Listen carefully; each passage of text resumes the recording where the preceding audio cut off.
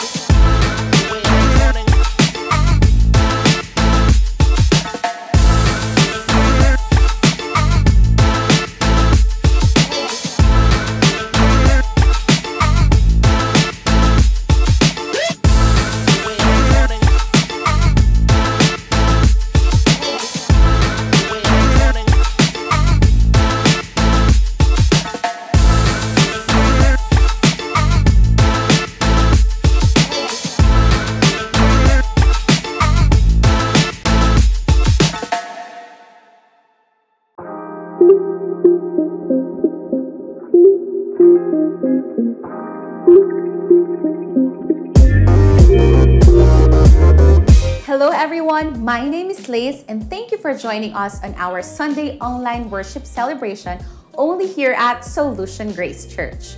Bago po magsimula ang ating online worship service, here are some reminders for you all. If you are joining us for the first time, we want to let you know that you are welcome here. Don't be shy to introduce yourself and type in the chat on how did you discover this live broadcast. Kung ikaw ay active sa social media and want to get more updates from us, connect with us through our Facebook page. Just type in Solution Grace Church. Huwag kalilimutang i-like ang ating page to get the latest updates. Pwede mo rin kaming i-chat sa aming page if you have prayer requests or in need ka ng counseling. If you want to get our sermon notes, follow us on IG at SGC Las Piñas. Also, if you want to watch our sermon recaps, go to TikTok and follow at SGC Las Piñas. Kung hindi naman flexible ang schedule mo to watch our service, go to our YouTube channel and subscribe to Solution. It's just one word, Solution. Our Sunday sermons are also available on Spotify and Apple Podcasts. Just search for Solution Grace Church. You won't need a subscription because it's totally free. Paano naman kung gusto mo makapag-Bible study?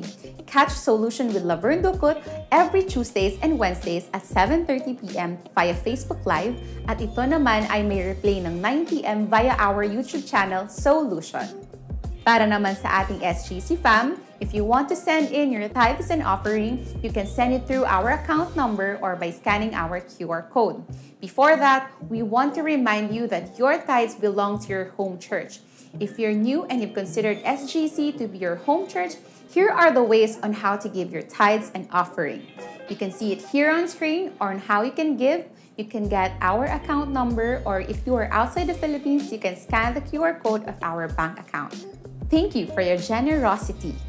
Kaunting minuto na lamang po at malapit na tayong mag-start. So please prepare your communion elements such as the bread and your grape juice for our communion later, right after our praise and worship.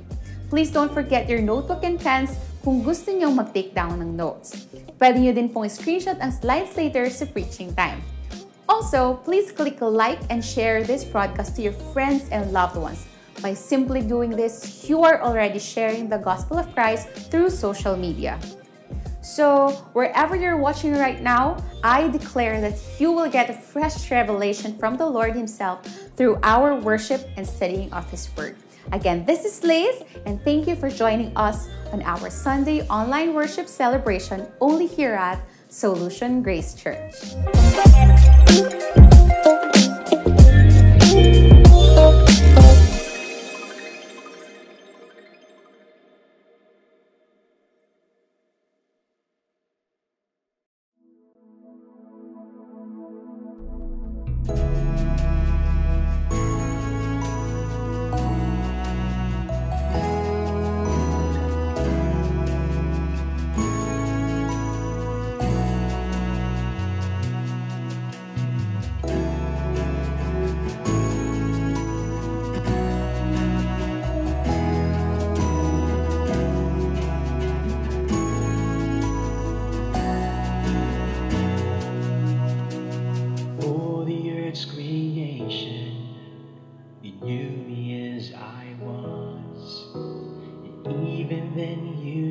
calls me to be yours. I am captivated by your unending love. Lord, my heart surrender to your grace. And I can't help but to lift my voice and say that your love is better than life, sweeter than wine. It's more than I can ever imagine. Your love is all that I need. So Lord, I receive your loving kindness and grace for me. Lord, I am your treasure, the apple of your eye. Forever I am precious in your sight. Never will you leave me. I'm safe and secure. Forever in your arms I will abide. And I can't help but to lift my voice and say that your love is better than life, sweeter than wine. It's more than I can ever imagine. Your love is all that I need. So Lord, I receive your loving kindness and grace. Your love is better than life, sweeter than wine. It's more than I can ever imagine. Your love is all that I need. So Lord, I receive your loving kindness and grace for me.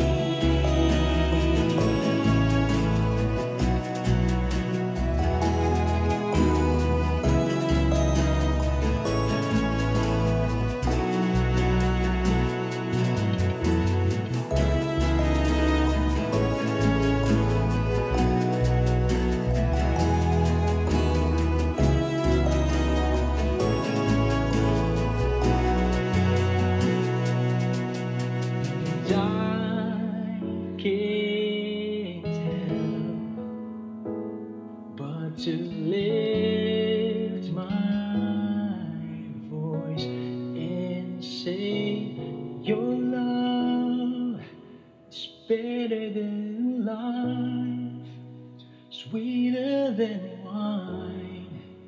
It's more than I can ever imagine. Your love is all that I need. So Lord, I receive your loving kindness and grace. Your love is better than life, sweeter than wine. It's more than I can ever imagine. Your love is all that I need. So Lord, I receive your loving kindness and grace for me.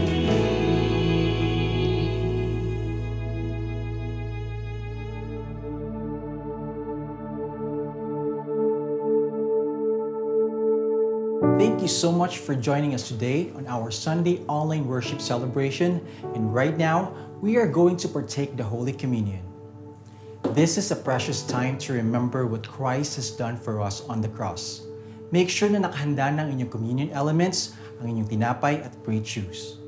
In 1 Corinthians 11:30, it says, "For this reason, many are weak and sick among you, and many sleep."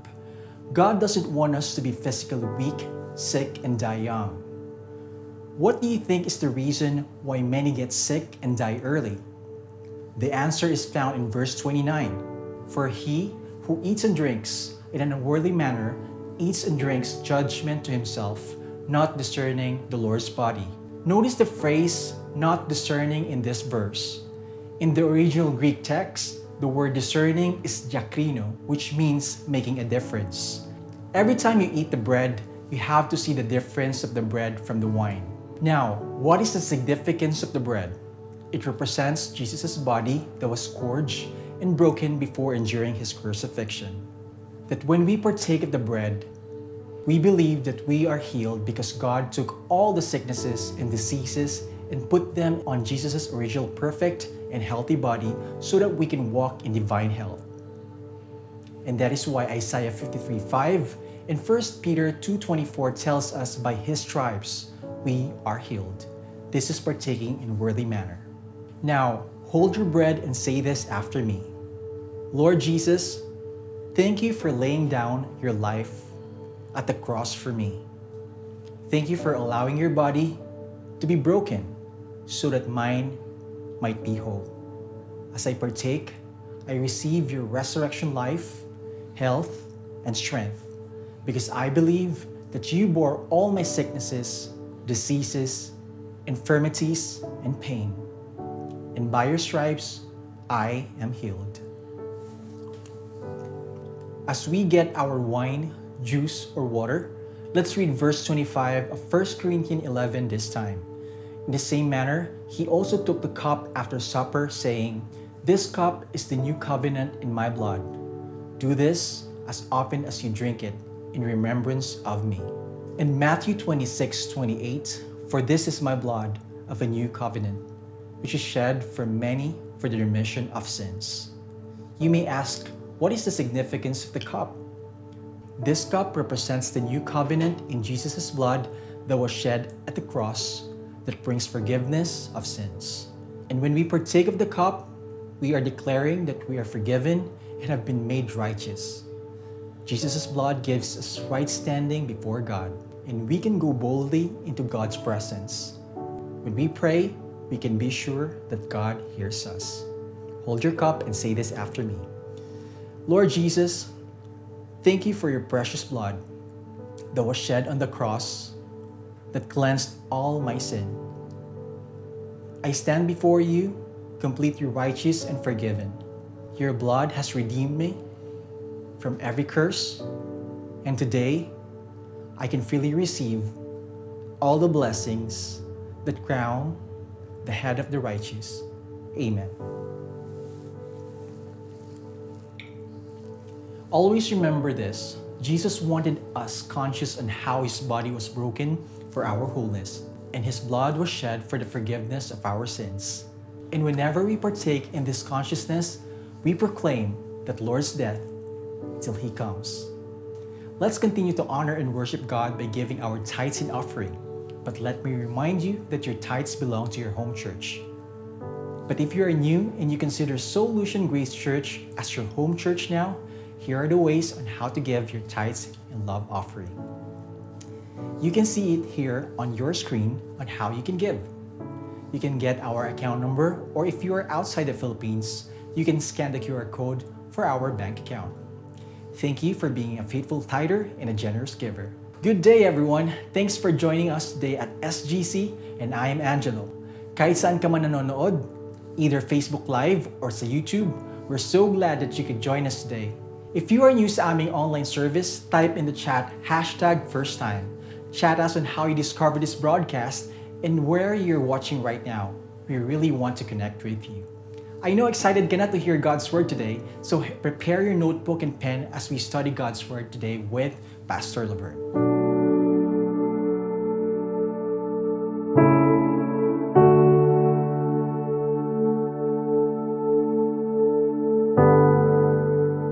Hello Church, Graceful Sunday everyone! Welcome po sa isa na namang edisyon na ating pananambahan At ito nga po yung nangyayari sa kasalukuyan, and this is our online worship celebration. Of course, atid po sa inyo na ating church, and this is Solution Grace Church. At sa ngalan po na bumubuo ng ating sambahan, we welcome you and we praise God because once again, you are able to join us sa ating pananambahan kung saan ay atin pong lasapin at pagsasaluhan ng mayaman at dakilang pag-ibig sa atin ng Diyos sa pamamagitan po ng ating, of course, kanina pag-aawitan, and this time, pakikinig naman ng salita ng ating Panginoon. Pero before tayo tuloy-tuloy sa ating pananambahan, gusto ko manabatiin po lahat ng ating mga kababayan. Saan man po kayong sulok ng daigdig, saan man po kayong lupalop ng mundo. Good morning, good afternoon, and of course, good evening. At tayo nga pinaglalapit dahil po sa technology ng Facebook Live. Kumusta po kayo? Kami naman po ay mabuting-mabuti sa biyaya ng Diyos. And of course, not to forget lahat po na ating mga kababayan sa buong Pilipinas at sa buong Mega Manila. Binabati po natin ang isang mapagpala at mabiyayang umaga dahil tayo po ay napapanood at nasusubaybayan every Sunday morning at 11. So maraming salamat sa Panginoon dahil tayo po ay muling pinagsama-sama sa pananambahan. Of course, salamat po sa ating awit na napakinggan. Hatid sa atin ang Solution Worship at sa ngalan po na bumubuo ng ating sambahan muli po, we welcome you at sa atin pong pananambahan sa araw po ito. Napakaganda po na ating mga pag-uusapan. Pero bago tayo magtuloy-tuloy, ay gusto ko muna batiin din lahat ng mga first time na dumalo marahil kayo po ay naimbitahan, na itag or nayakag na inyong mga kaibigan, kakilala at mga kapamilya. Well, I believe na hindi po ito aksidente because napakaganda po ng layunin ng Diyos na kayo rin po ay makapakinig at mapagpala mula po sa kanyang mayamang biyaya. At tayo po ay sadyang mapagpalaya o mapalaya ng ating mapapakinggan sa umaga po ito na may kinalaman sa ating buhay at pamumuhay. At syempre pa atin pong pag-uusapan ang pangangailangan ng isang tao sa pagkain ng salita ni Kristo. Ang atin pong message for this morning is why we must feed on Christ's Word. Once again, ito po yung ating topic for today. Why we must feed on Christ's Word. Siyempre pa, bago tayo magtuloy-tuloy sa ating pag-aaral, gusto ko muna po kayong imbitahan. Samahan niyo po ako, tayo po ay dumulog at tayo po ay manalangin. Aming Diyos at ang makapangyarihan sa lahat, once again, we thank you, Father, for this wonderful opportunity kung saan sa kalayaan po ng aming bansa, nagpapasalamat po kami dahil kami po ay malayang nagpapahayag na aming pagpupuri at pagpapasalamat sa pamagitan na amin pong pananambahan every Sunday.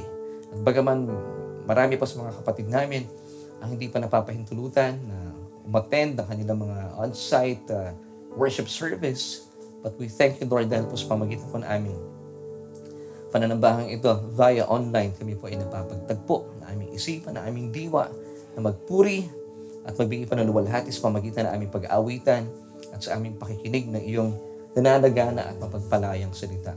Dalangin ko, O Diyos, gamitin mo ko bilang iyong tagapagpahayag, maging malino po ang aking paglalahad ng katotohanan ng iyong biyaya. Nang sa gayon, marami po sa mga kapatid namin, marami sa mga kababayan namin ang mapalaya mula po sa aming mga pag-uusapan sa umagang ito. Salamat sa iyo, O Diyos, kayo po ang siyang patuloy na manguna at mula po gitna, simula hanggang sa wakas, ang pangalan lamang po na aming tagapagligtas ang aming itataas sa aming Panginoong Jesus. Salamat sa iyo, O Diyos, at po ang aming panalangin at pagpupuri at pagpapasalamat sa matamis sa pangalan ng aming Panginoong Jesus. Lahat po tayo magsabi ng Amen at Amen. Muli po, good morning, good afternoon, and good evening sa lahat po na ating mga kababayan na nanonood via Facebook.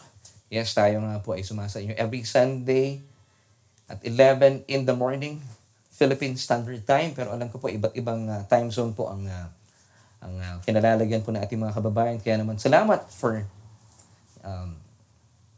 keeping us company every Sunday. At ano man po yung oras na ating kinabibilangan, hindi tayo napipigilan. Well, sa ating pong pagsisimula, gaya po na aking mga pinag-imbita kanina, simulan po natin ating mga pag-uusapan sa isang katanungan. And since hindi na po lingid sa kalaman ng ating mga churchmate, mga suhi natin every Sunday, na ang ating pong pagsisimula ay sa isang tanong. Since ang ating church ay Solution Grace Church, naghahanap po tayo ng solution para po sa ating mga soul.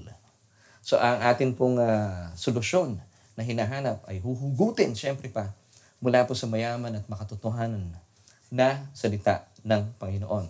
And of course, ang ating pong topic for this day or for this Sunday ay why we must feed on Christ's Word. Bakit po natin kinakailangan kumain mula sa nananaganang salita ng ating Panginoon? And of course, ito po yung ating katanungan bilang pagsisimula sa ating mga pag-uusapan. Ano sa tingin mo ang simple pero makapangyarihang pamamaraan ng Diyos para isang Kristiyano kagaya ko at kagaya mo ay maranasan niya ang tuloy-tuloy na paglago at pagbabago? Kasi makikita po natin yung pagbabago kapag tayo po ay lumalago sa ating pananampalataya. Pag pinag-usapan po natin ang salitang pananampalataya, ito po ay lagi kong binabanggit ang definition nito. It's having a good opinion about God.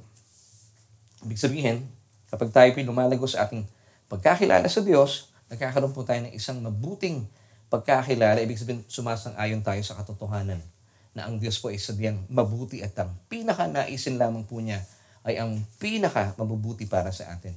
Because lahat po ng mga bagay na mabubuti at mga bagay na hindi lang natatapos sa mabuti, sakdal, ay nagmumula po sa Diyos bilang kanyang kaloob para sa atin. So ito po ay kaloob, gift. Hindi po ito something na binibili o pinagtatrabahuhan o binabayaran. Kaya po ang tawag dito ay grace, biyaya, undeserved. Hindi po tayo karapat-dapat, pero ito po ay ating sabihan tinatanggap bilang kaloob.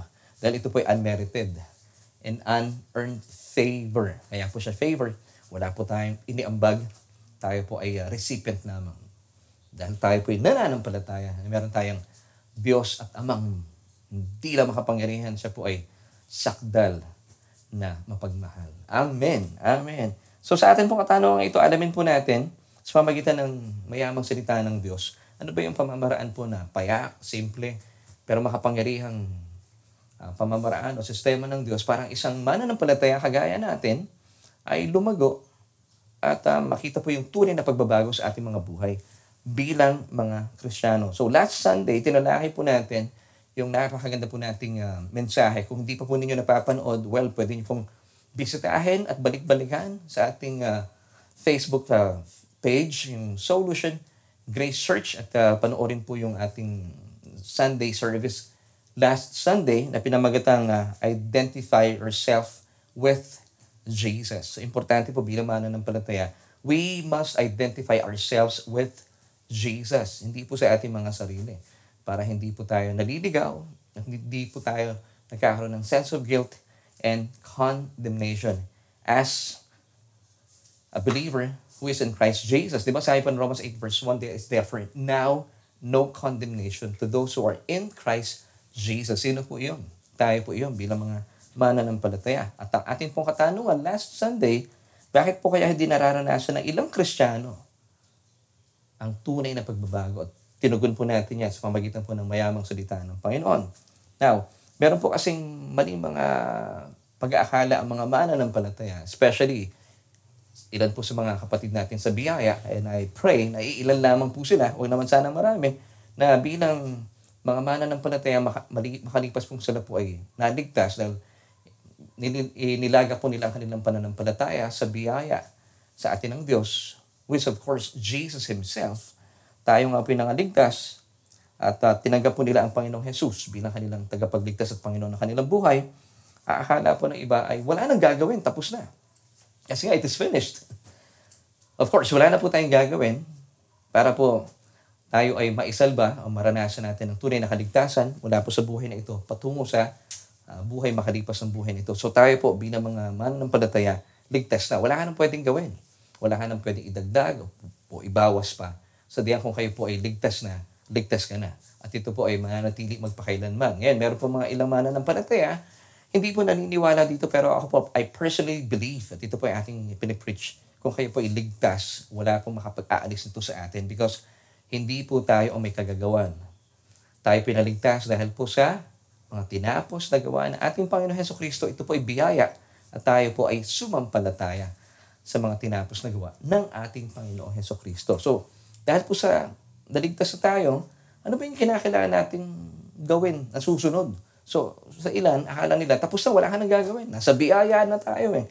Pero sa totoo lang, ay pasimula pa lang po ito ng isang napakaganda at napakasayang paglalakbay sa daan na kung tawagin ay walang hanggang buhay. Kasi po ang walang hanggang buhay, hindi po magsisimula kapag tayo po lumipat na ng buhay. Ngayon pa lang, nagsisimula na po yung tinatawag na everlasting life. Because as a believer, we have passed on from death unto life. So yung atin pong nilalakaran sa ngayon, kung bakit ito po yung makasaysayan, masaya, at sadyang napakagandang paglalakbay because sinisimulan na po natin ang buhay na walang hanggan.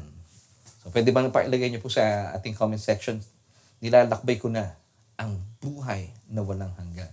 Amen.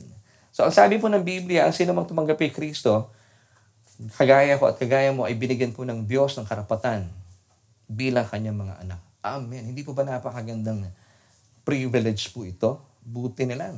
Napakabuti po ng ating Diyos Ama sa langit. John chapter 1 verse 12 tells us, but as many as received Jesus, yung hymn po dito, Jesus, to them He gave the right to become children of God to those who believe in His name.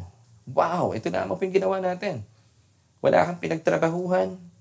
Ikaw ay nanampalataya lamang sa biyaya ng Diyos, who is Jesus Himself. Sundan pa po natin. 1 John chapter 3 verse 1, behold, what manner of love the Father has bestowed on us, that we should be called children of God. Therefore, the world does not know us because it did not know Him. So bilang mga anak ng Diyos, hindi po nakabase sa ating pakiramdam ang ating pakikipag-ugnayan sa Diyos. Hindi yung tipong parang pakiramdam po, hindi ako ligtas. Hindi po. Ang ating pong pakikipag-ugnayan sa Diyos bilang anak at siya bilang ating Ama ay nakabase po sa ating pananampalataya. Kung kaya't kinakailangan po bilang mga mananampalataya, bilang mga anak ng Diyos, sa tayo po ay mapagyaman sa ating pananampalataya. So paano po nating pagyayamanin ating pananampalataya? Ano po ang pamamaraan? Ano yung simple at makapangyarihang panuntunan o pamamaraan ng Diyos para ang bawat isa po sa atin ay lumago sa ating pananampalataya?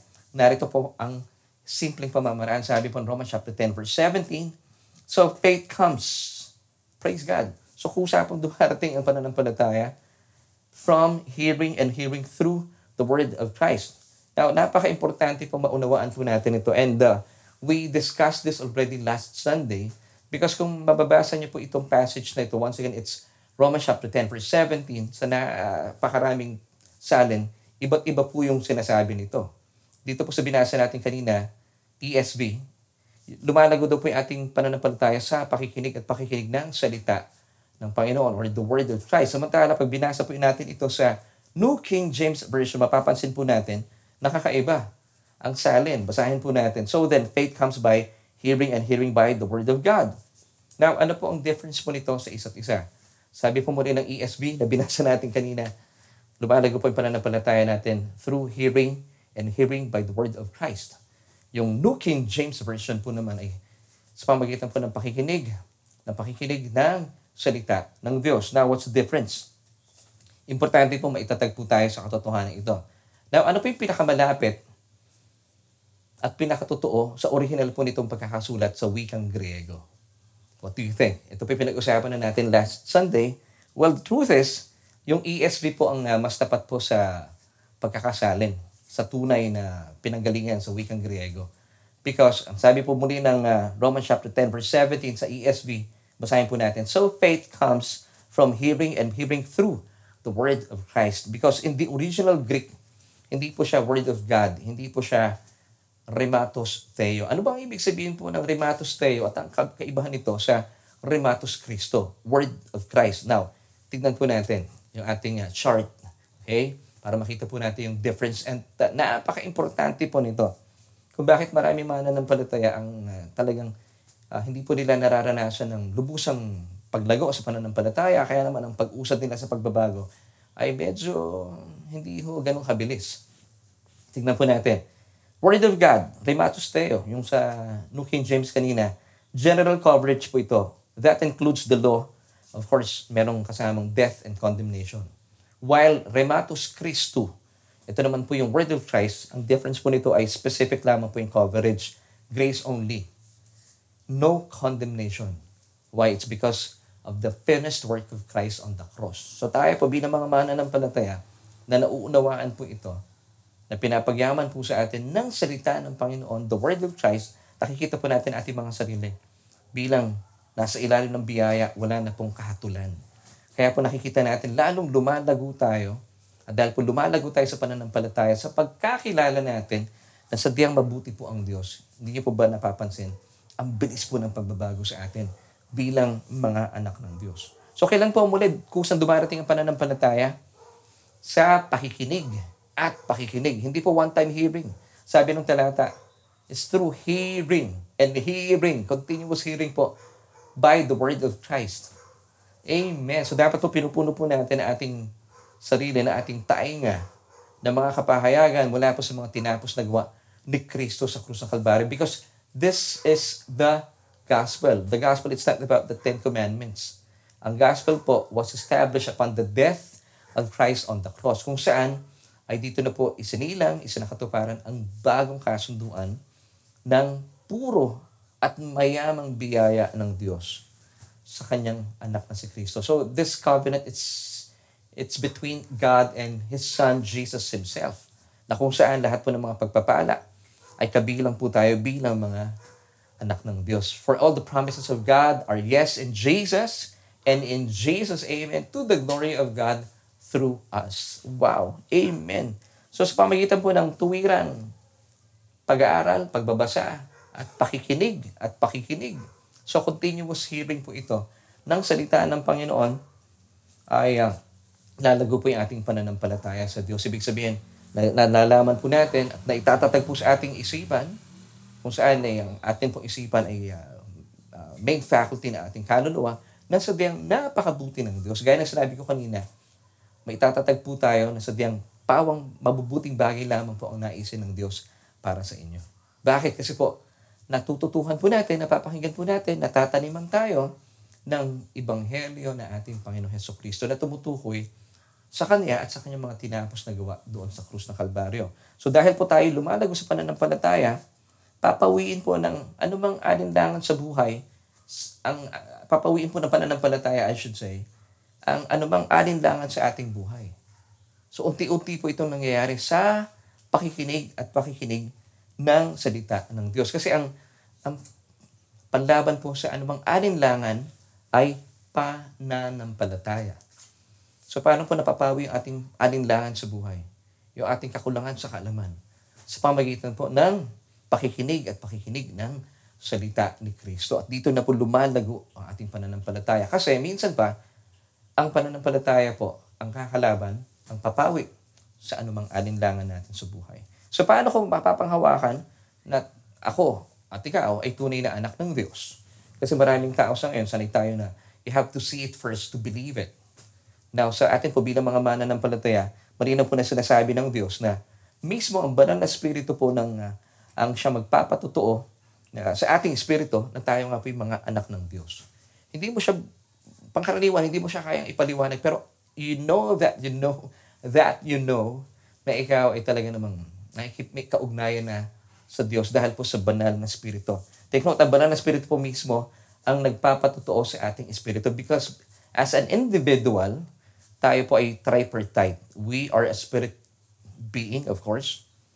So imagine po natin ito yung spirit, yung inyong soul, middle person, the middleman.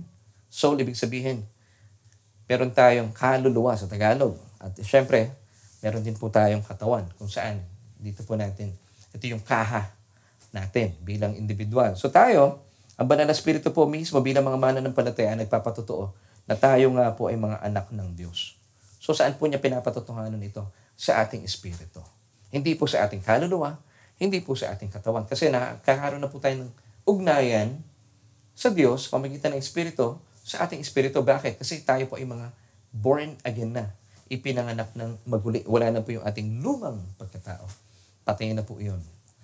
Ipinako kasama ni Kristo, namatay kasama ni Kristo, at inilibing na kasama ni Kristo. So totally, wala na po yung lumang ikaw, yung lumang makasalanang kalikasan. Amen. Romans 8:16 tells us the Spirit, capital S, the Holy Spirit Himself, bears witness with our spirit, small s, that we are children of God. So ang nagpapatotoo po na tayo po ay anak ng Diyos ay ang banal na spirito sa atin pong born again spirit.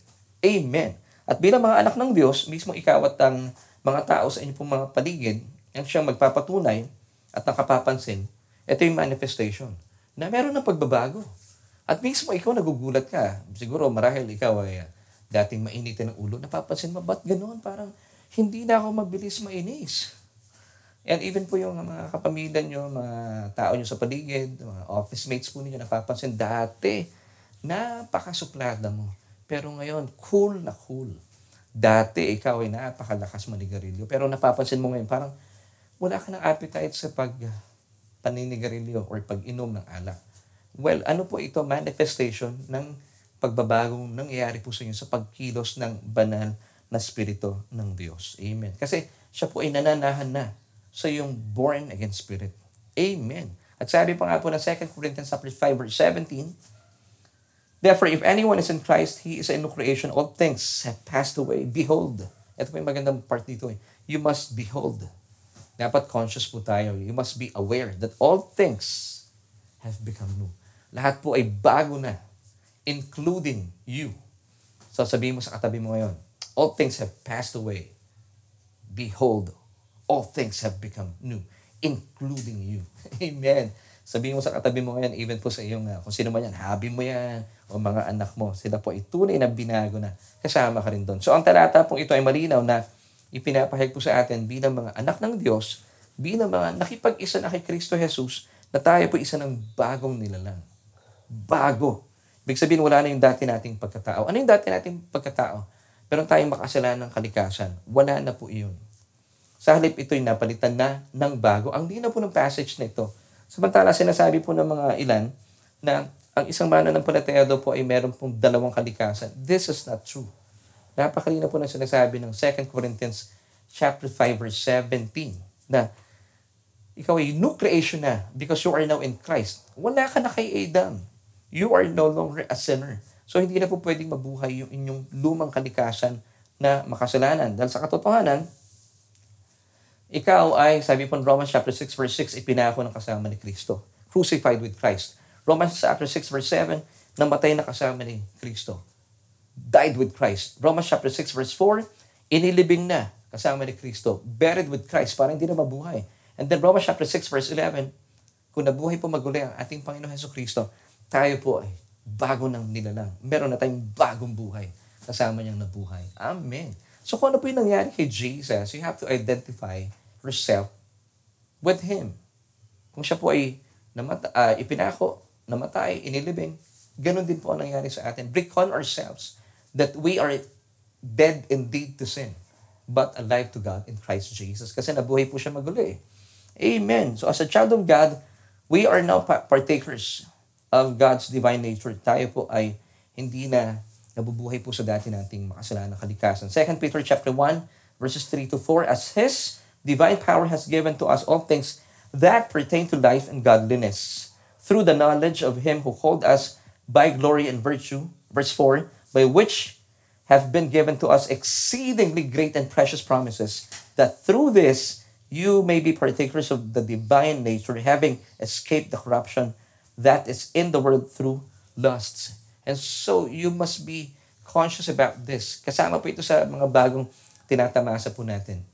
We are now partakers of God's divine nature. Wala na po yung dating ikaw. Sadyang binago na po tayo. Now, kung hindi pwedeng magkaroon talaga ng dalawang natures ang isang mananampalataya, I should say. Wala na po yung old sinful nature mo. Ikaw ngayon ay partaker na of God's divine nature. Kasi po may mga turo sa ngayon, meron daw pong two natures ang isang mananampalataya. Hindi po pwedeng mangyari yun. Hindi pwedeng manirahan ang banal na espiritu sa isang taong makasalanan. Hindi po pwedeng mangyari yun. So tayo po bilang mga mananampalataya, nananahan na po sa atin ang banal na espiritu. Ngayon pag-uusapan natin mamaya. Saan? Alamin natin. Now, napakaganda pong balikan natin itong 2 Corinthians 5 verse 17. So, bilang mga anak ng Diyos, tayo po'y binago na. So tayo na po ngayon ay bago. Sabihin mo sa katabi mo, bago ka na. Renew. 2 Corinthians 5 verse 17, once again, therefore, if anyone is in Christ, he is a new creation. All things have passed away. Behold, all things have become new. Sa passage pong ito, mababasa po natin yung word na new. Kasi sa Tagalog, bago eh. Pero in this passage, makikita po natin, sa wikang Griego, ano yung pinapatungkulan po ng word dito na new? We are a new creation. Kasi sa Tagalog, bago lang yan. Anong klaseng bago? So alamin po natin, para matunghayan po natin ang tunay na kahulugan po ng word na new in this passage na pinag-usapan natin last Sunday. At gusto ko lang pong i-review po tayo ng sa gayon ay maisiksik po sa ating isipan ng napakagandang mensaheng ito na dapat po hindi natin kinakaligtaan bilang patunay na wala na po ang inyong lumang ikaw, yung lumang kalikasan mo makasalanan. Patay na yon, nilibing na po yon, hindi na pwedeng mabuhay. Now, let's go back to this verse 2 Corinthians chapter 5, verse 17. Once again, may word po dito na new. Because in the Greek, dalawa po yung word na new. At gusto ko pong ipakilala sa inyo yung mga salitang ito. The first one is new, sa Griego, neos. Ano ibig sabihin ng neos? New but of the same kind. Bago, pero ganun pa rin yung features. Ginawa natin illustration last Sunday. Kung meron po kayong lumang cellphone na iPhone 6, lumang-luma na yon, pwedeng 2013 series kunwari. Ngayon, pag ito po ipapalitan ko, iPhone 6 pa rin, pero pwedeng 2017 series, pero same brand, same features. So, ang kaibahan lang, ito po ay nasa kahon pa at bagong-bago ang packaging at malinis, wala pang gasgas. So, this is neos. Pero yung isang word na new, in Greek, it's kainos. Ano pong ibig sabihin nito? New of a different kind. So, kung kayo po may lumang cellphone, iPhone 6, ito po ipapalitan natin, hindi na ng iPhone 6 uli. Kainos na, iPhone 13. This is new of a different kind. So, what do you think po yung new na binabanggit po ng 2 Corinthians chapter 5 verse 17? Para lalo pong magsumiksik sa ating isipan na, sandali lang, wala talagang two natures ang isang mananampalataya kasi bagong-bago na ako. Now, what do you think yung new po dito na tinutukoy? Is it neos or kainos?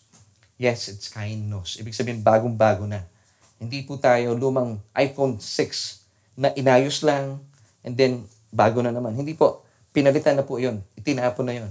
Nilibing na yun. Tayo po ay kainos. Bagong-bago. New species. So, bilang mga born-again Christian, tayo po ay tinatawag nga na born again. Di ba? Akala ng iba, ito po ay samahan, organisasyon. Hindi po. Ang tawag ng mga theologians dito ay mga regenerated being.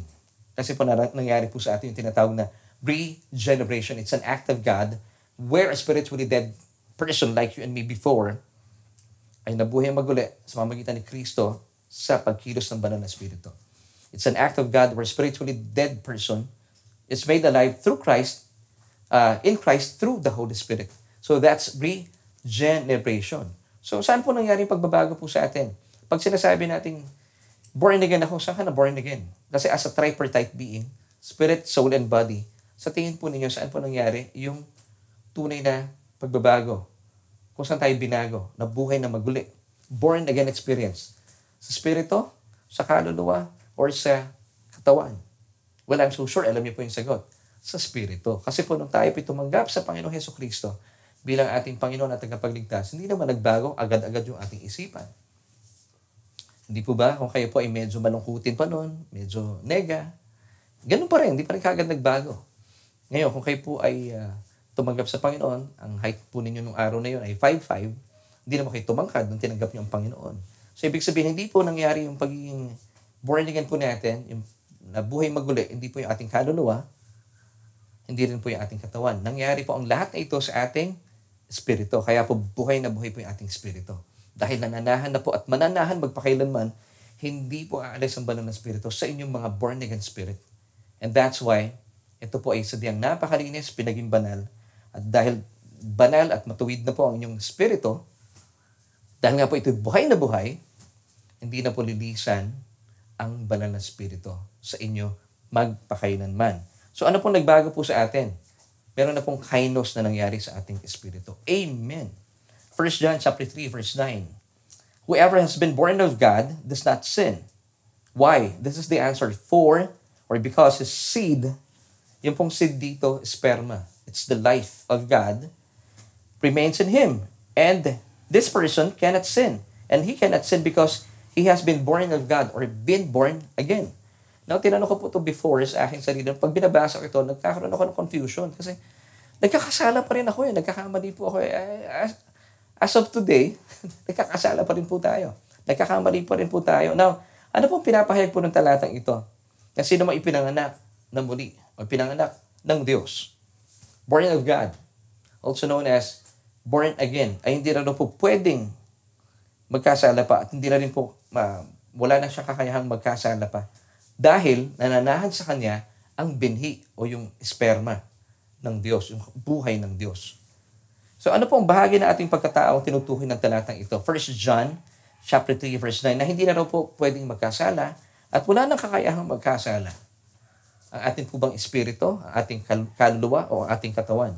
Well, of course, ang ating espiritu. Kasi po, kaya natin kinakailangan po maintindihan po ito para maiwasan po natin bilang mga mananampalataya kapag tayo pinagkakasala, huwag na po natin kondenahin yung ating mga sarili. Kasi naintindihan natin ang katotohanan ito na meron pong bahagi sa ating pagkatao na hindi na po pwede magkasala.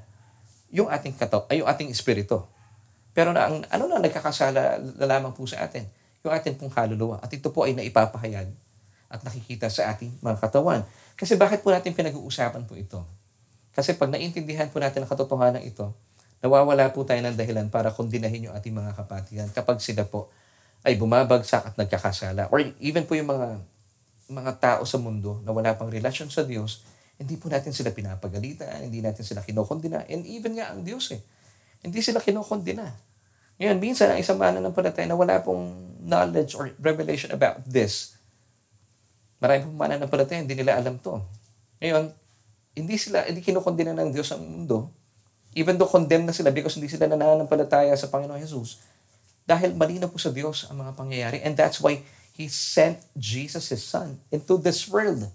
Hindi para kondinahin, pero marami mananampalataya ang ginagawa sa mundo. Kinokondina po nila. Now, bakit po natin pinag-aaralan po ito once again? Para po maunawaan natin na hindi po natin dapat kondinahin ang ating mga sarili kapag tayo pinadarapa, nagkakamali, nagkakasala. Lalo tigit yung ating mga kapatiran. Dahil meron na po talaga mga pagkakataon sa buhay and still we are living in this fallen world, nagkakasala pa rin po yung ating kaluluwa. Pero ang ating pong espiritu ay ito po ay sakdal na. Wala na po itong pagkakataon at kakayahang magkasala. Why? Once again, for God's seed remains in Him. Dahil po ang buhay, ang esperma ng Diyos ay nananatili sa kanyang espiritu, sa ating espiritu, bilang mga mananampalataya. So, mismo ating espiritu ang na-born again.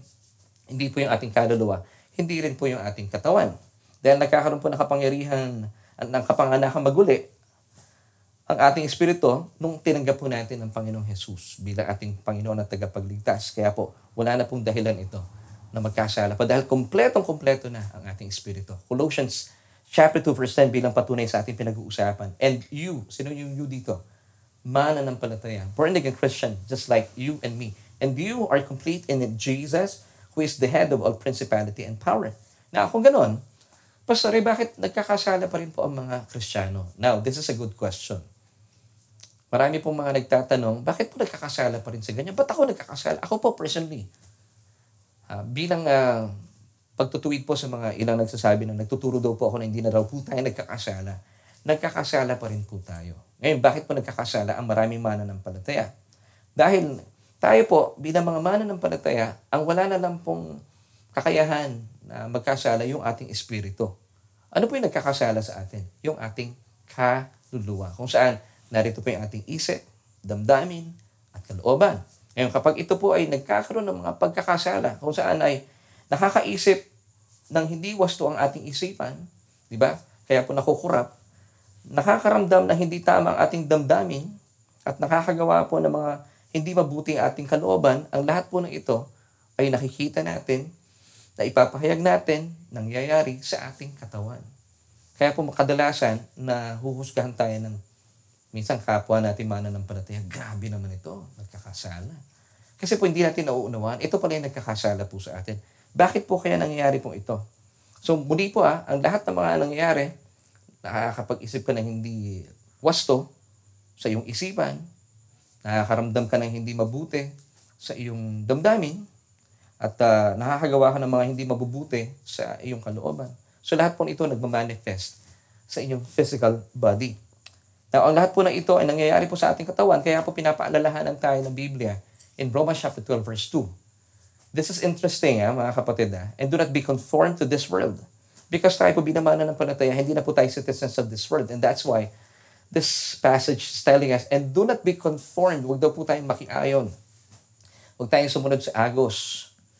Huwag tayong makijamming sa agos ng mundong ito. But be transformed by the renewing of your mind.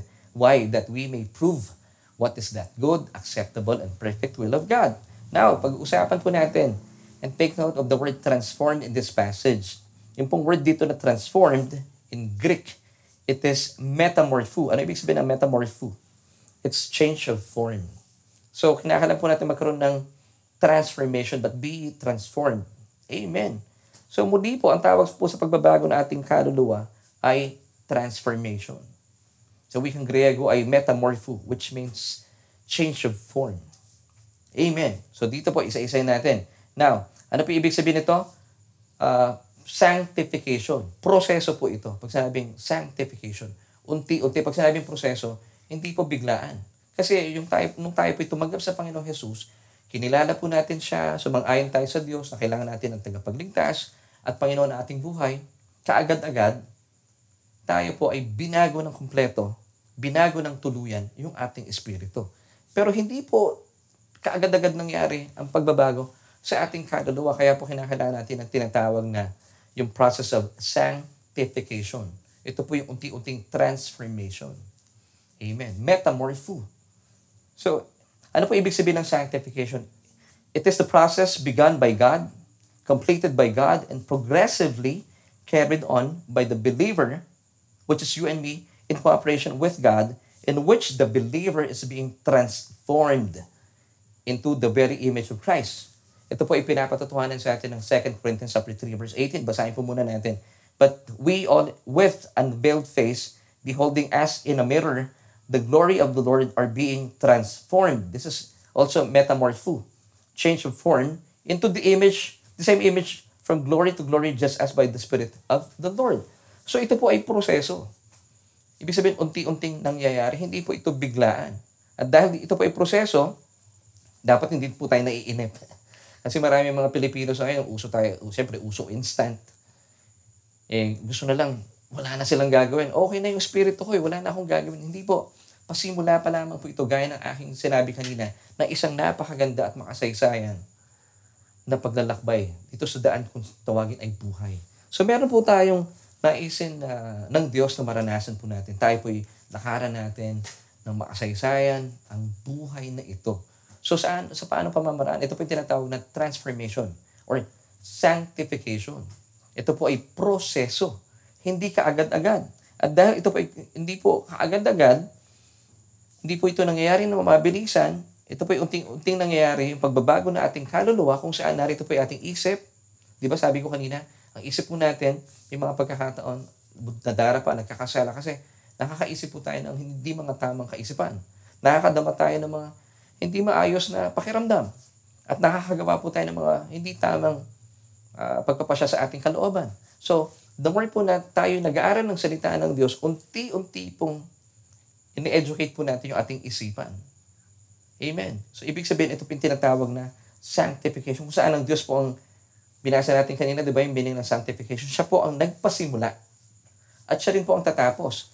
Pero ito po ang magandang paalala po sa atin. Kinakailangan po nating magpatuloy.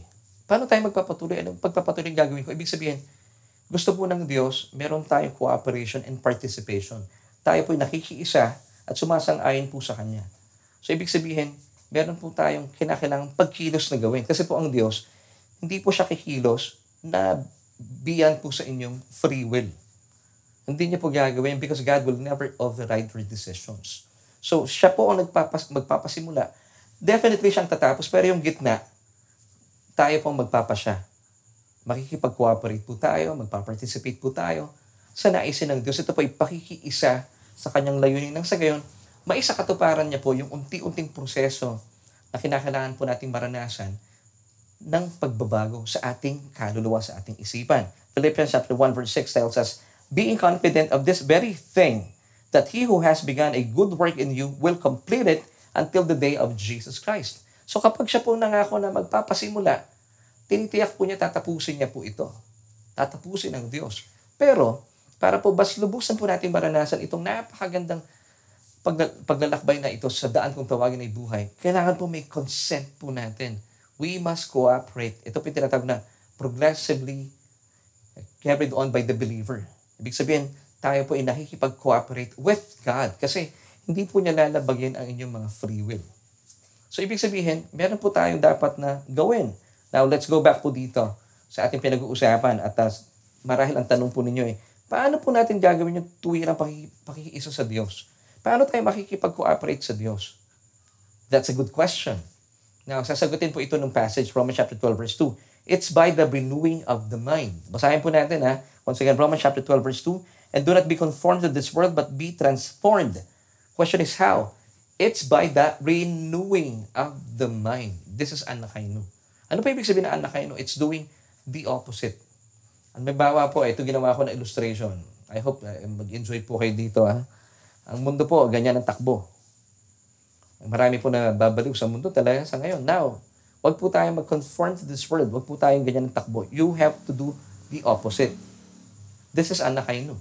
That we may prove what is that good, acceptable, and perfect will of God. So yung pong transformation para po maranasan po natin, ito pong proseso na unti-unti, dapat meron po tayong pakikiisa sa Diyos. Ito po yung ating participation sa napakagandang layunin ng Diyos. Kasi po, muli po hindi po gagawa ang Diyos ng isang bagay na labag po sa inyong kalooban. Kasi nire-respeto po niya yung ating free will for us to enjoy, to exercise free choice. So dahil po ang Diyos ang nagpapasimula, at siya rin po ang tatapos, pero sa atin po yung gitna, tayo po ang assigned dito. Nasa sa atin po yung pagpapasya ng pagbabago ng isipan. Basahin po natin once again, Romans chapter 12, verse 2. And do not be conformed to this world, but be transformed by the renewing of your mind. Now, have you noticed? We are the ones to renew our minds. Hindi po ang Diyos. So, assignment po natin ito, to renew our minds. Hindi po ang Diyos ang gagawa nito para sa atin.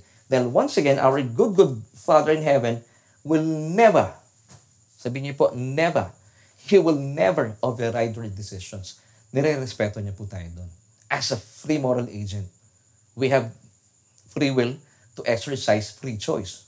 Bagaman siya po nagpasimula, yung gitna, dapat meron tayong pagpapasya. Tutulong tayo, makikiisa tayo sa Diyos. Makikipag-cooperate po tayo. Now, the question is, paano po tayo makikipag-cooperate sa Diyos? Ito na yung magandang tanong. Ibig sabihin, tayo po ay mag-aaral din, magbabasa, makikinig at makikinig at makikinig. Hindi po one time na pakikinig ng salita ng Panginoon.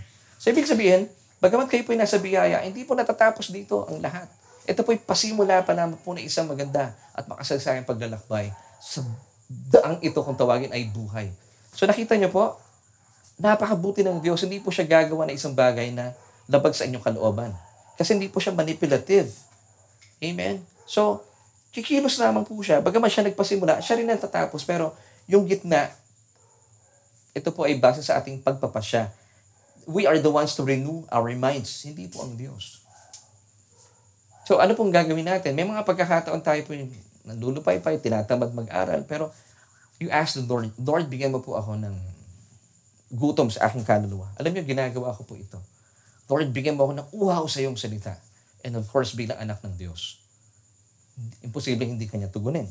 So, para maranasan po natin ang tunay na pagbabago, which is unti-unti po ito, hindi po ito biglaan. Kaya kung meron po kayong asawa na sa tingin ninyo ay ang bagal lumago, as long as sumasama po siya sa church, pagpray po natin. Basta nakakapakinig po siya ng salita ng Diyos, ay unti-unti po yan. May mga pagkakataon, mabilis po yung pagbabago. Meron po ilan na mabagal talaga. Now, ang Diyos po, ay napakaganda po ng kanyang panuntunan. Naglaan na po siya ng tool para po sa ating pagbabago ng isip. Ano po yung gagamitin niya? At ginagamit po niya para sa atin. Yung kanyang salita. So, para maranasan po natin na masayang pagbabago ng ating isip, ang ating pakikiisa po sa Diyos ay sa pamagitan po ng ating pagbabasa, pag-aaral, at syempre pakikinig ng salita ng Panginoon. At sa pamagitan po ng pakikinig at pakikinig ng mayaman na salita ng Panginoon, ang nangyayari po dito, na-educate po nito ang ating kaluluwa tungkol sa mga nangyayari sa ating espiritu. So dahil po kumpleto ng espiritu mo, gusto po ng Diyos na maintindihan po natin yung mga kamangha-manghang nangyayari sa ating espiritu sa pamagitan po ng ating pakikinig ng salita ng Diyos. At sa pakikinig ng salita ng Diyos, Muli po, na-educate po yung ating kaluluwa sa mga kamanghamanghang ginawa na ng Diyos sa ating espiritu. Kapag nataniman at napunlaan na po ng tunay na ebanghelyo ang ating isip, kaya po napaka-importante talaga kung tama po inyong pinapakinggan. Once again, kapag ito po nataniman na, napunlaan na ng tamang ebanghelyo ang ating isip, unti-unti na pong mangyayari ang tinatawag na proseso na kung tawagin ay pagbabago. So meron na pong pumapasok na kapahayagan sa inyong isipan. Importante po ito. Kapag nabago na ang isip, ito maganda, susunod na pong mababago ang ating damdamin. Amen. So nagsisimula muna sa isip because our mind is the main faculty of our soul. Dahil po na bagong isip, susunod na pong magbabago ang ating damdamin at susunod na rin pong magbabago kasi maapektuhan po yung ating kalooban. At ito po ay kusang maipapahayag sa ating physical na katawan. Ano po nakikita sa ating katawan? Kasi ito yung talaga nakikita ng mga tao. Nakita niya, merong ngiti sa mga labi. Abay, hindi na po masungit. Hindi na talaga namang masama ang ugali. Unti-unti na po ito nagbabago. Amen. Ito pong dahilan kung bakit po tayo nagkakaroon ng Bible studies. Hindi po sapat yung Sunday worship celebration. Hindi pwede, one time lang po kayo kumakain sa isang linggo. And that's why meron po tayong solution with Laverne Duhot. Kasi po hindi po sapat yung isang beses ka na kumakain sa isang linggo. Papayag po ba kayo? Kumakain kayo sa inyong pamumuhay? One time lang every week. Di ba? Tayo nga 7 days a week kumakain 3 times a day. Lalo tigit ang salita ng Panginoon. Para tayo po'y lumago at makamit po natin ang tunay na pagbabago. 1 John chapter 5, verse 13 tells us, "These things I have written to you who believe in the name of the Son of God, that you may know that you have eternal life and that you may continue to believe in the name of the Son of God." Take note, the word know in this passage. Yung know po dito, it's aido, which means natural mind. So literal po, na tinutukoy po ng passage na ito, na kinakailangan po nating makaalam sa pamamagitan ng pakikinig ng salita ng Panginoon. Yung ating natural mind, makaroon po ng know. Yung pong word dito na know, magkaroon po ng knowledge. Amen. Sa pamamagitan po ng pagbabasa, pag-aaral, at pakikinig ng salita ng Panginoon. Now, let's go back po dito sa passage na to at sagutin po natin itong tanong na ito. Bakit po isinulat ang Biblia?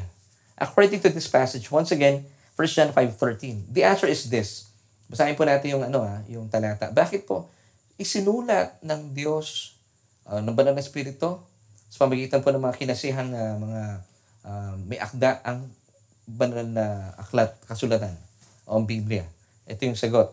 "These things I have written to you who believe in the name of the Son of God, that you may know." Yung word dito na know, aido, which means natural mind. Ito yung sagot, "that you have eternal life and that you may continue to believe in the name of the Son of God." So, ang purpose po, 2 things. It's for us to know, para magkaroon po ng literal na knowledge, na kaalaman ng ating isipan. Kasi pag tama po yung pumapasok sa ating isipan, yun pong ating corrupted mind, di ba? Na dulot po na ating lumang pagkatao, ito yung tinatawag na mga kislot, yung dating nakagawian nating pag-uugali, ay napapawi na po yun. Kasi nagkakaroon po tayo ng knowing or knowledge. Now, so ito po yung dahilan kung bakit po isinulat ang salita ng Diyos, that we may have this knowledge.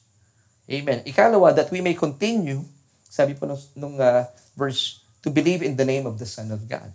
So, first of all, meron tayong knowledge that we may know, aido. And then we may continue. Para magtuloy-tuloy po tayo sa paglago at tunay na pagbabago. So, nagsisimula pong lahat, dapat may tamang kaalaman.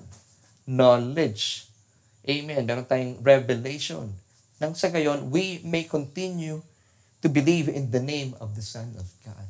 So, this is it, mga kapatid. Now, as we end, bilang pagtatapos, balikan na po natin yung ating katanungan kanina, why we must feed on Christ's Word. Ano ang simple pero makapangyarihang pamamaraan ng Diyos para ang isa pong Kristiyano ay maranasan niya ang tuloy-tuloy na paglago at pagbabago sa kanyang buhay. So, ibig sabihin yung pagbabago po dito, hindi po tumitigil, tuloy-tuloy. Kasi lumalago po tayo. So, ano po yung simple, yung payak pero makapangyarihang pong panuntunan ng Diyos para sa atin? Ang simple at makapangyarihang pamamaraan po ng Diyos para ang isang Kristiyano kagaya ko at kagaya mo ay maranasan po yung tuloy-tuloy. Ibig sabihin na consistent, tuloy-tuloy na paglago, at pagbabago sa kanyang buhay, syempre pagpagyamanin po ang ating isip o natural mind sa mabuting balita ng Ebanghelyo. So, ibig sabihin, huwag po kayo basta-basta tanggap lang ng tanggap. Dapat inaalam po natin, am I listening to the word of Christ, which is the gospel, the finished work of Christ on the cross? Hindi po yung lahat na lang ng simbahan, pinupuntahan ninyo, iba't iba na lang yung pinapakinggan po ninyo, amen po tayo ng amen. Hindi po. We have this responsibility. Dapat inaalam po natin yung ating bawat pinapakinggan. Amen. So tayo po, dapat inaalam po natin, pinapagyaman po natin yung ating isip, yung ating natural mind sa ating pinapakinggan o mabuting balita ng Ebanghelyo sa pamamagitan ng pagbabasa, pag-aaral, at syempre pakikinig ng kanyang salita, ay unti-unti pong tayong mababago dahil po sa proseso na kung tawagin ay sanctification. At unti-unti po tayong nakikita natin na tayo po ay nagiging kawangis na ng ating Panginoon Jesucristo sa tulong ng banal na Espiritu. 2 Corinthians chapter 3 verse 18. But we all, with unveiled face, beholding as in a mirror, the glory of the Lord, are being transformed, that's metamorpho, change of form into the same image from glory to glory, just as by the Spirit of the Lord. So yung atin pong transformation ay from glory to glory. Gaya po ng sinabi ko kanina, yung pong sanctification ay proseso.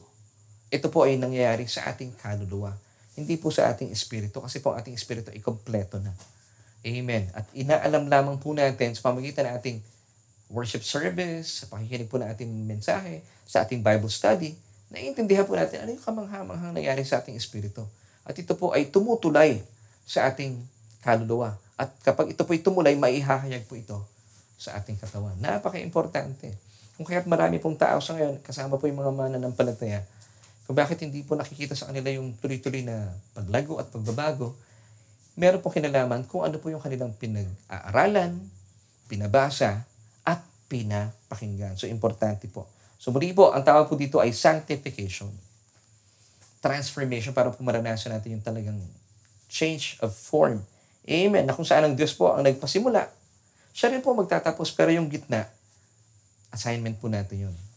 Dapat nakikiisa po tayo sa Diyos. Kung saan, ibig sabihin, kapag hindi po kayo nagbasa, nag-aral, at nakinig ng salita ng Diyos, na sabi mo, alam ko na yung biyaya, hindi po kayo talaga lalago. Kaya mapapansin po ninyo sa church, may iba na, sandali, 6 months pa lang itong mananampalataya, pero ang bilis ang transformation. Bakit? Kasi po, alam niya, ang Diyos ang nagpasimula, ang Diyos ang tatapos. Pero yung gitna, nagpasya po siya, makikiisa siya sa Diyos sa pamagitan ng mag-aaral siya at mag-aaral. Meron pong ibang mga mananampalataya, nung tumanggap sa Panginoon, tumigil na. Kasi ayaw po nilang mag-aral. So ito po, pag dumating ang problema, kaagad po silang tinatamaan. At nakikita po natin, ang bagal po ng transformation.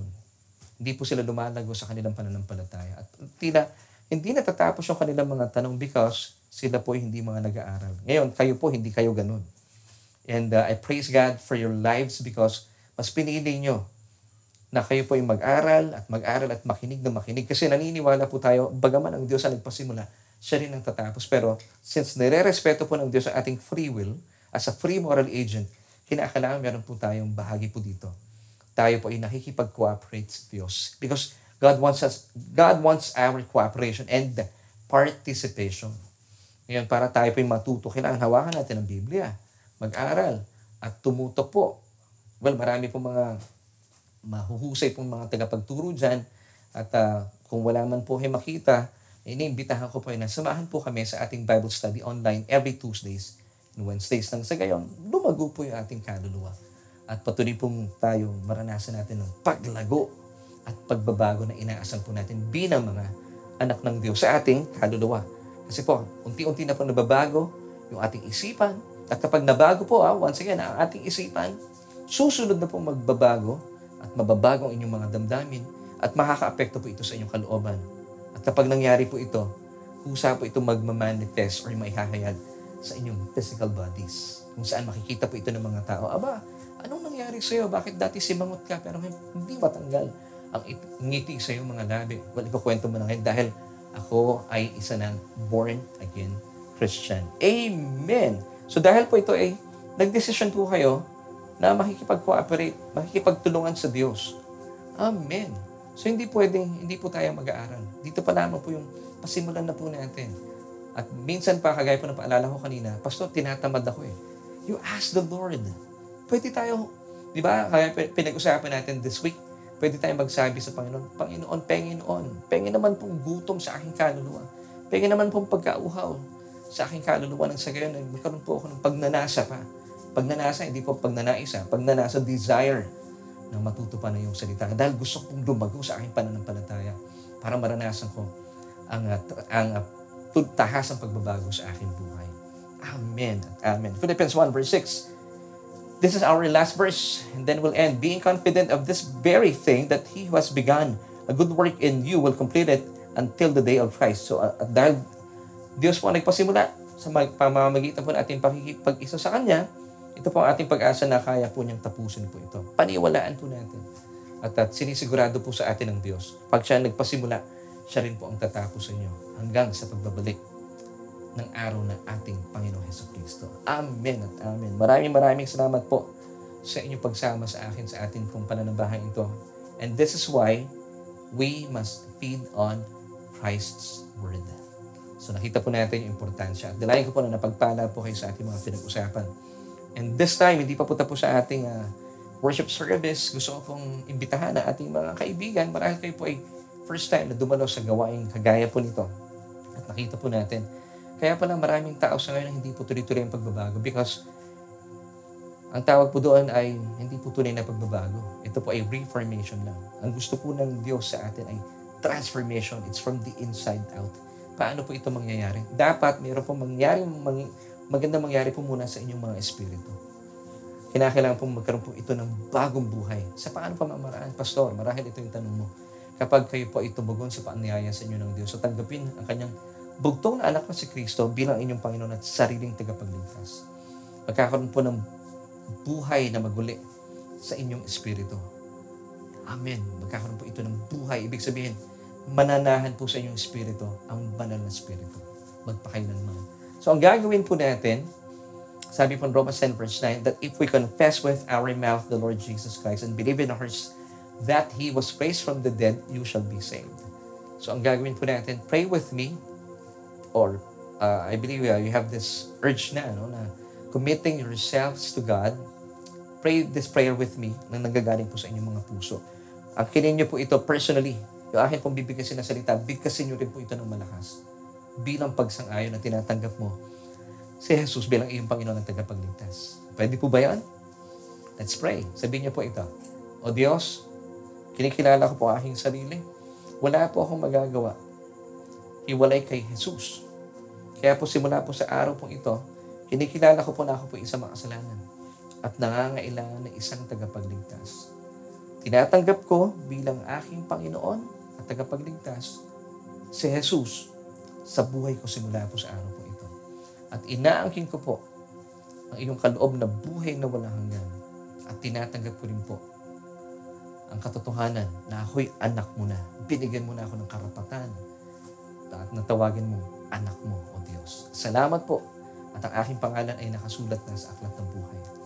Amen at amen. Kung isa po kayo sa mga nanalangin, ang panalangin po ito na nagbumula sa inyong mga puso, maniwala po kayo. Kayo po ay ligtas na. Ito po ang pangako sa atin ng Diyos. At iniimbitahan ko po kayo na samahan po kami every Tuesdays and Wednesdays sa atin pong pag-aaral. Nang sa gayon, lalo pong maranasan po natin ang paglago sa ating pananampalataya. Bigyan po natin, i-educate po natin yung ating kaluluwa kung saan narito po yung ating isip, damdamin, at kalooban. At ngayon po, binago na po ng Diyos ang inyong espiritu. Born again na po ang inyong espiritu. Ngayon, tulungan niyo po ang inyong mga kaluluwa na mamangha sa mga nangyari po sa inyong espiritu. Sa pamagitan po ng inyong pag-attend, pakikinig ng Word of God through our Bible study online. Nangyayari po ito every Tuesdays and Wednesdays via Facebook Live, 7:30 po ng gabi. Please join us. At sa mga kaibigan po natin, marahil kayo po ay isa ng mga nananampalataya. Meron po kayong alinlangan at nag-struggle po kayo dahil gaya po ng sinabi ko kanina, yung mga pagkakataon. At marami pagkakataon, marahil, Pastor, tinatamad po ako. Well, gagaya po ng sinabi natin at pinag-usapan natin last week, pwede tayo magsabi sa Panginoon ng Panginoon. Hingin po natin sa Panginoon yung uhaw, yung gutom ng ating kaluluwa. Mas maganda po yan, tayo po ay matakaw sa salita ng Diyos. Kung magiging matakaw po kayo, ito po hingin natin sa Panginoon. Lord, bigyan mo ako ng takaw. Ito po yung pagpipray ko po sa inyo. Pwede po ba yun? At kung ano man po yung mga kahilingan sa Diyos, sabihin niyo po sa Panginoon. Let's pray. Aming Diyos at Amang makapangyarihan sa lahat. O Diyos, bilang iyong mga anak, at kayo bilang aming Ama, lumalapit po kami sa iyo sa oras po ito. Bigyan niyo po kami ng pagkakagutom at uhaw sa iyong salita. Sa mga pagkakataon na kami po yung nanlulupaypay, nanlalambot, tinatamad na mag-aral at magbasa at makinig na iyong salita. O aming Diyos, aming Ama, we ask this in the name of Jesus. Lord, bigyan mo kami ng pagkauhaw at gutom sa aming mga kaluluwa. Kasi sabi mo, kung ano man po hilingin namin sa pangalan ng iyong anak, ito po yung pagkakaloob mo sa amin. Dahil naisin po namin lumago sa aming pananampalataya. Naisin po namin maranasan po ang tunay na pagbabago at mag-enjoy po kami sa aming paglalakbay sa daang ito kung tawagin ay buhay. O Diyos, salamat po dahil ito po ang naisin mo sa amin bilang mga mananampalataya. At ano man po yung aming mga pangailangan ng aming mga kapatid sa ngayon, in the name of Jesus, oh Father, we thank you for this opportunity. Dahil hinalingan mo na at ibinigay mo na ang kanilang pangailangan sa pangalan ni Jesus. Hindi ko man po kilala ang ating mga kapatiran, ang iyong mga anak na nanonood sa mga oras po ito. Pero naniniwala po ako, O Diyos, bilang aming Ama, sadyang inilaan mo na po sa amin ang aming mga pangailangan. Siya may pangailangan sa finances, sa kalusugan, in the name of Jesus. Sila may mga problema sa kanilang pamilya, sa kanyang asawa, sa kanyang hanap buhay. In the name of Jesus, naniniwala po kami, O Diyos, na ito po ay pinagbigyan mo na. Kinalinga mo na, tinaangkin po namin ang iyong kasagutan para sa amin po mga kapatid at mga kaibigan na nanonood sa mga oras po ito. O kapatid, ipagpasalamat po na sa Diyos ang kanyang tugon. Father, we thank you so much. Damang-dama po namin ang iyong pagiging Ama sa aming buhay. Salamat sa iyo, O Diyos. At sa pagkakataon po ito, itaas po natin ating mga kamay sa ating pong pansamantalang pag-iwahiwalay.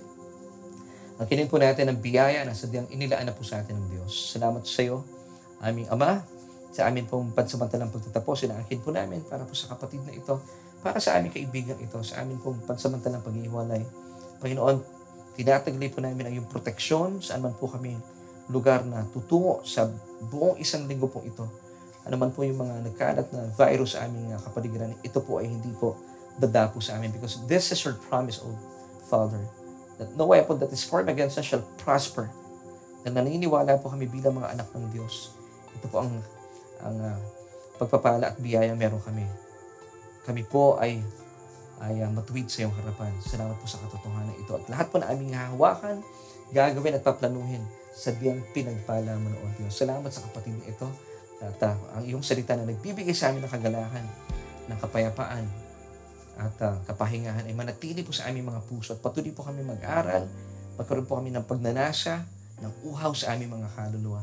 At sa amin pong pansamantalang paglisan, inaangkin po namin ang iyong pagpapala at biyaya. Kami po ay lilisan pansamantala sa aming pananambahan, taglay po ang kagalahan ito dahil sa katotohanan ng iyong salita. Salamat sa iyo, Panginoong Jesus.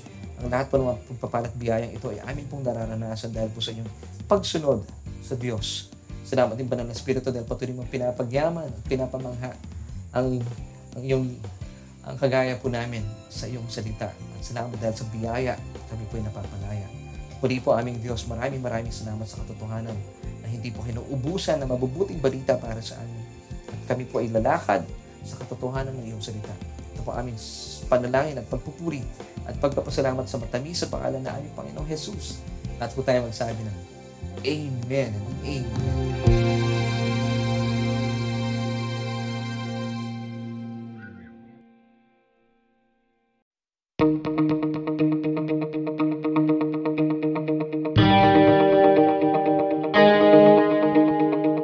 Amen. We thank you, Lord, for a fresh revelation. I learned a lot today. How about you? Let us know in the chat kung ano ang favorite part mo sa ating preaching today. Let us continue to honor and worship our Lord Jesus through our giving of tithes and love offering. But let me remind you that your tithes belong to your home church. If you are new and you consider Solution Grace Church as your home church now, here are the ways on how to give your tithes and love offering. Our details are shown on your screen right now. You can use our account number or simply scan the QR code for our bank details, especially if you are outside the Philippines.